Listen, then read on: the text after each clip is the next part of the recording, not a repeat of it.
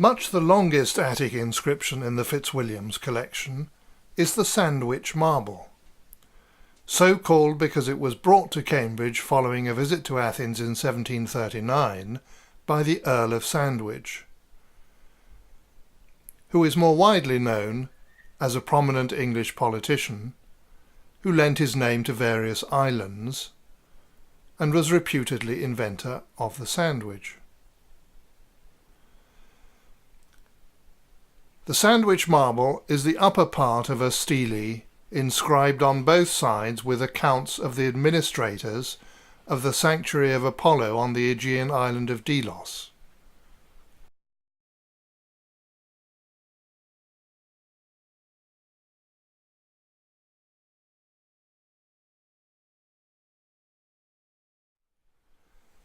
The accounts cover a 4-year period, 3776 to 3743 BC, and they record in detail the sanctuary's income and expenditure in those years. The lower part of the same inscription was discovered in Athens in the 19th century, and the inscription as a whole gives us one of the most complete snapshots of the management of a major classical Greek sanctuary that we have. Across a longer time span, it is one of no less than 55 inscribed records surviving from Athens or Delos relating to the management of the sanctuary in the late 5th and 4th centuries BC.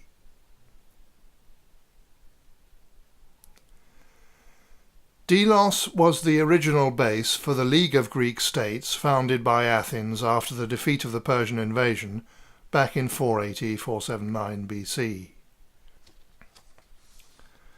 The treasury of the League was transferred to Athens in 454 BC, and our earliest records of the management of the sanctuary date some 20 years after that.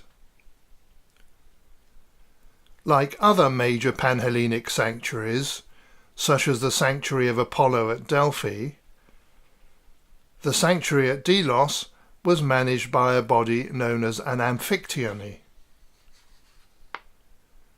Usually the Amphiktyon were representatives of more than one city, though with some exceptions, for example for a period following the Athenian defeat in the Peloponnesian War, the Delian Amphiktyon were commonly all Athenians. And that was also the case at the beginning of the accounting period to which our inscription relates.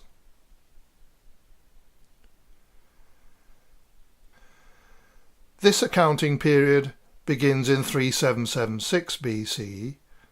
That's just after the foundation of the Second Athenian League, which was Athens' attempt to recreate her 5th century empire, an attempt which was to last for 40 years, until her defeat by Philip of Macedon at the Battle of Chaeronea in 338 BC.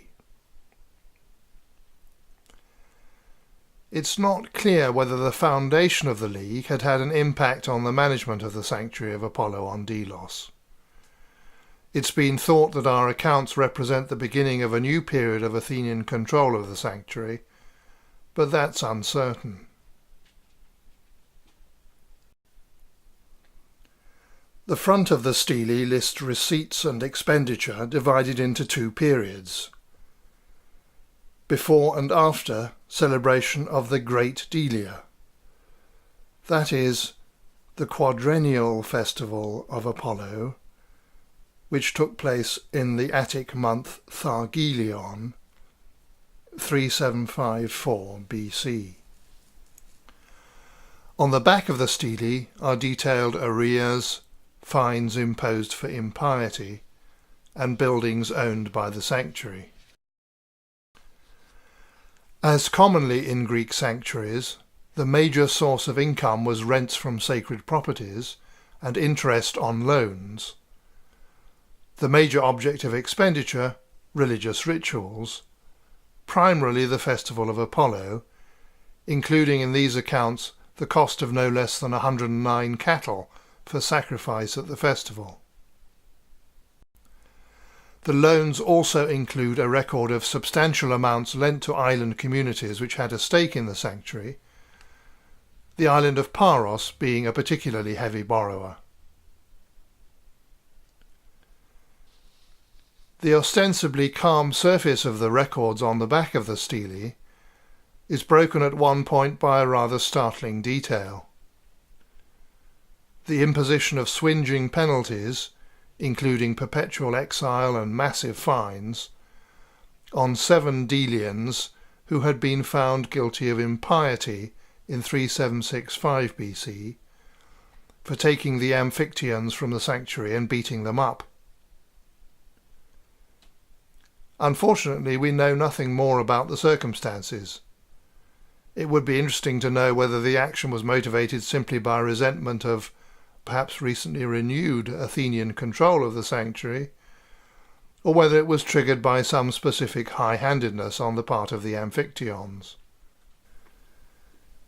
In the aftermath of the incident, Athens seems to have tried to make a conciliatory gesture towards other stakeholders, because in the second accounting period, the Athenian Amphiktyons are joined in the administration of the sanctuary by colleagues from the island of Andros. This, however, was a short-lived arrangement, and there is continuing evidence for Delian opposition to Athenian control in the following generation, until eventually Athens ceded control of the sanctuary to the Delians themselves in 314 BC.